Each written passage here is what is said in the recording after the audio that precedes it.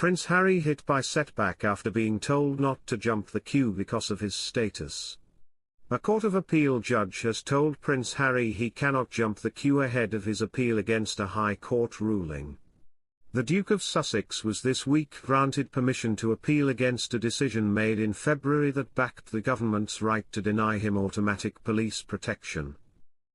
Prince Harry had wanted the appeal to be heard by the end of July, partly due to fears that the ruling would influence the approach other countries take to his security.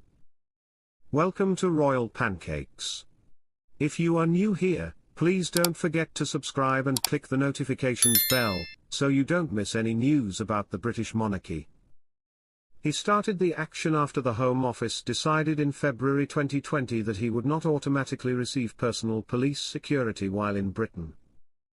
In February, the High Court in London ruled that the decision was lawful and dismissed Harry's case, and in April refused him permission to challenge that ruling in a higher court. However, the Court of Appeal has now said it will hear his challenge following a direct application from Harry's lawyers, who said Harry had been granted permission to appeal. The Duke had argued that the litigation had already dragged on for 2.5 years and said his legal team would be busy with other matters from October. However, while Lord Justice bin allowed the appeal, he refused the application to expedite proceedings. The judge said, "It is rightly not suggested that the claimant is entitled to jump the queue because of his status." Harry, along with other senior royals, had received full publicly funded security protection before he stepped back from his royal duties and moved to California with his American wife Meghan in March 2020.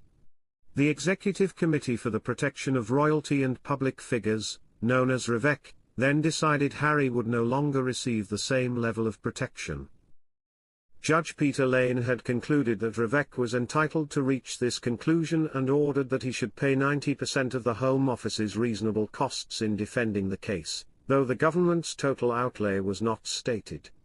In granting permission for an appeal, Judge David Bin said he was persuaded, not without hesitation, that Harry's challenge on the grounds that REVEC had not followed its own stated policy had a real prospect of success. Lord Justice Bin acknowledged that if the Duke were to win his appeal, the issue of costs would have to be revisited. But he added, as a freestanding ground of appeal this is hopeless. The judge was exercising a broad discretion. The claimant had failed to establish his case. He said Mr. Justice Lane had decided what deduction should be made from the costs payable to the government because of the breach of the duty of candour, adding that his decision was unimpeachable. Prince Harry and Meghan Markle's dance on Archie and Lilibet has left King Charles unhappy, according to a source. The Duke and Duchess of Sussex live in the Californian town of Montecito with their 2 young children.